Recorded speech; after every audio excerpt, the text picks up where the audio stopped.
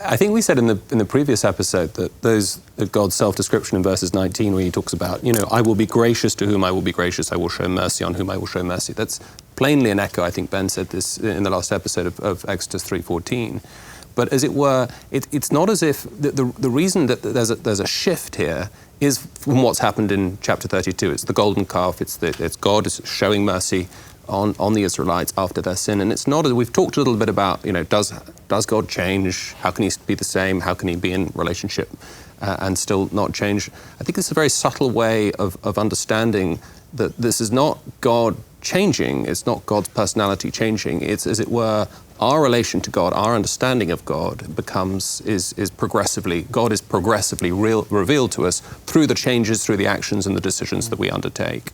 And I think it's a very important point. It preserves God's immutability, maybe his impassibility, his freedom from suffering, but it also explains how we can, as it were, enter into relationship with him. Right, that's the concept of prayer, which is very difficult to understand on sort of the raw childish level, which is God is gumball machine, right? You put in your quarter and the gumball comes out. The idea of prayer that you're talking about is obviously a lot more meaningful, because it's really not about changing God's mind, it's about changing who you are, and thus God naturally responds to you differently because you're not the person that you were before you prayed. Right? The verb to pray in Hebrew is actually in the reflexive tense, right? Lahit palel, right? Which is supposed to, the idea is that it's supposed to be something that acts on you. The prayer is supposed to act on you. It's not supposed to be something where you're attempting to pry an answer out of God. Actually, one of my favorite, kind of dark headlines from The Onion is God answers prayers of paralyzed little boy, no, says God, right? Like, which is obviously incredibly dark and terrible, but also true, meaning like God does say no, but the idea is that the person he's saying no to might be a different person than the person he says yes to tomorrow, because you change yourself in order to be the person who deserves a different response from God. And maybe that's the whole message of the construction of the tabernacle, that it's not something that, as it were, God does to the people, to the Israelites. It's not sort of God acting through miracles or even through revelation. The revelation is an enabling condition of that, but it's what the Israelites undertake together. It's what they do together. To be able to receive that ultimately transforms them into the people that God's called them to be. Well, I think it certainly seems to me to be a productive way to consider prayer, and I really do believe that our capacity to think, and I'm thinking about this as an evolutionary biologist, actually emerged out of the domain of prayer, because thought seems to me to have a prayer-like structure. The first is, I have a problem that I need to solve. So that's like an admission of insufficiency. And the next is, the answer could make itself manifest. Now you might say, well, I'll think it up, but that's a pretty sad explanation. It's more like, no, you admit you have a problem, and then you open yourself up to a revelation.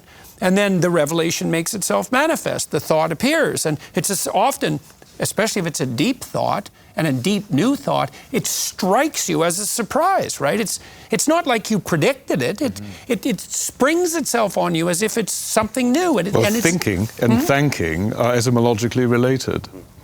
Oh, I didn't know that. I want to return to Moses' role for a moment. Douglas asked a question yesterday, and I want to amend the answer that I gave, because you were asking about Moses as not being perhaps sufficiently defined. And I went to the archetypal, or the assimilating ego, let's say, where he's mediating between the id of the golden calf and the superego that's God.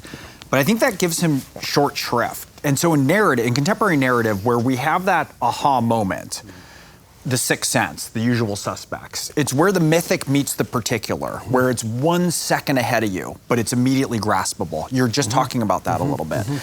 And with Moses, one of the things I was thinking about is it's evident for me very much with Jesus. There's a number of moments where I'm about my Father's business, right? It's the shocking moment, but then immediately you sort of grasp what that means, right?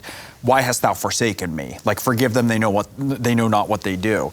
But I think I think it's short shrift to consider Moses more archetypal, like as a rough draft for Jesus, because the more that we're reading this and spending time in this, there's a lot more that's emerging for me that I hadn't thought before this discussion, that is the specific and is the particular. Show me thy glory. When he asks for his name to be blotted out of the books, there's out of God's book. And so there are these traits, I think, that three-dimensionalize him more than my initial answer of tacking to the archetypal or the Western. He's got courage, he's got curiosity, he's got an opening to all no matter the cost, right? Striving and seeking. There's a whole number of modes of his engagement that I think are a lot more robust than I initially led with. If I can just say something about that particularity, there's a sense, Jordan, when you talk about the veil, God veiling himself, that one could read that as, God's not wanting to show you all of himself, you're not allowed to see it all. But I think in a way that's a mistake. I mean, this is more about the way in which things can actually happen in this mediated sense. Jonathan's saying, you don't feed a baby with a fire hose of milk. You don't when you're cold coming in from the snow or whatever, you don't warm yourself up with a blowtorch. You don't teach a calculus to a 2-year-old. And so I think this is related to what I see as the profound tenderness in this passage. There's something so beautiful, and it shall come to pass while my glory passes by, thou put thee in the cleft or cleft of the rock, and pass by thee. And there's that sense of the almighty, sovereign, sort of infinite that could destroy you in a flash, making himself such that you can hear and see. And this reminds me very much of the language at certain parts in the New Testament. The hairs of thy head are numbered, and how care for you like the sparrows of the field and the lilies of the valley. The sense that which is highest not only knows us, but makes itself such that with a tenderness we can hear and see and feel and live that. Well, and I would also say, again, that's believable if you can think about it very practically. If God is the great animating spirit of mankind at minimum, how would that make itself manifest moment to moment? It would be in the same veiled manner that a very strong man would make himself available to wrestling with a child. It's like you don't unleash your full force, you veil. You only release the amount of force that's necessary in precise proportion to keep the game going. Exactly that. And so it's very realistic that is part and parcel of the structure of being. And it's amazing how much changes in life. You can be depressed or overwhelmed or, sad. If you step into thinking, this actual circumstance right now is God loving me. If I can make the move to think, the move is kind of move of faith, to think that these terms right here and now, not sometime in the future, not after all these things change, not after I get my act together, but right now and here, providence, you might say, the highest in what is most determining in all of reality itself is conspiring right here and now to love me. That makes a big difference. That's a rough one. Well, I love bringing this back to freedom, because when Ben introduced the idea of Tzimtzum, however you pronounce it, as I understand it, God is everywhere, but with a limitation, not the human heart. And that's the origin of freedom. And you have this idea in the Bible of the primacy of the heart, and that things flow from there. And I love that idea, the limitation. The notion that God has to limit himself to allow for free choice, that is the ultimate act of love, is allowing somebody who you love to make choices, and those choices are not going to go with your kids. It's the most difficult thing. I mean, as a young parent with 3 kids and a 4th on the way at this point, it is the hardest thing.